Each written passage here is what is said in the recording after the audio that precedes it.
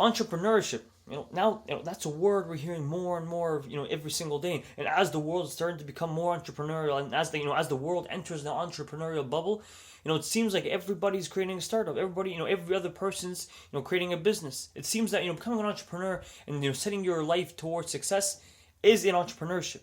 But is entrepreneurship for everybody? Can anybody become an entrepreneur? The answer is no. Right? Not everybody has the what it takes to become an entrepreneur. Not everybody is willing to dedicate the time or go through the financial pressures or financial strain that being an entrepreneur demands. But what if the person who has these entrepreneurial tendencies, these entrepreneurial characteristics that they want to exercise, they want to feel like an entrepreneur, they want to live their life like an entrepreneur? What can they do? There's good news. There is good news for this. There is an emerging new career mindset, a new way of thinking, and in your, whether it's in your job, your career, whatever it is you're doing, that can help. That will allow the person to be able to use their entrepreneurial tendencies for the betterment of themselves and society, known as employee entrepreneurship or intrapreneurship. There's a woman by the name of Barbara Morris Blake, who is the president of Elevate Organizations, who describes what entrepreneurship is. She's also and she wrote on the Huffington Post stating that entrepreneurship is taking ideas, generating ideas, running with them, and not being afraid to try something new, knowing full well the risks and rewards that come with it. That's what an entrepreneur is.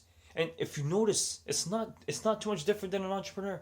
It's not too much different than an entrepreneur. The only difference is that an entrepreneur does all that within the realm of a company, within the realm of working for somebody else, right?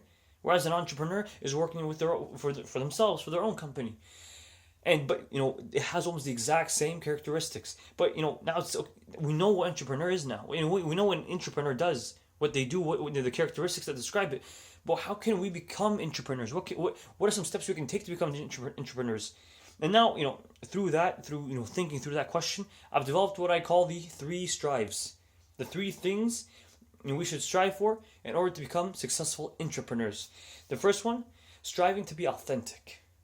Kissmetrics ran a study with consumers decisions when buying from businesses, and they found that with pricing and product quality the same, consumers decided to purchase from the business that had social means, social goals. It was authentic, was transparent, right?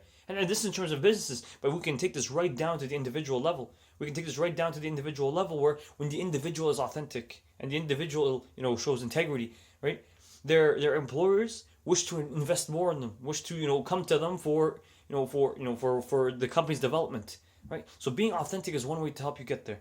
Number 2, striving to innovate.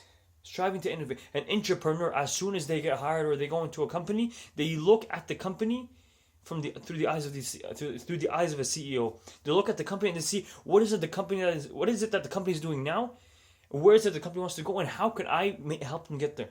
What can I help the company do better than what they're doing now? That's how an entrepreneur thinks, and they're always striving to innovate and find ways to make whatever the company is doing into something better. And the 3rd strive is to strive towards risk and reward. You see, if you notice, all these 3 strives are derived from the definition of an entrepreneur, the definition, right?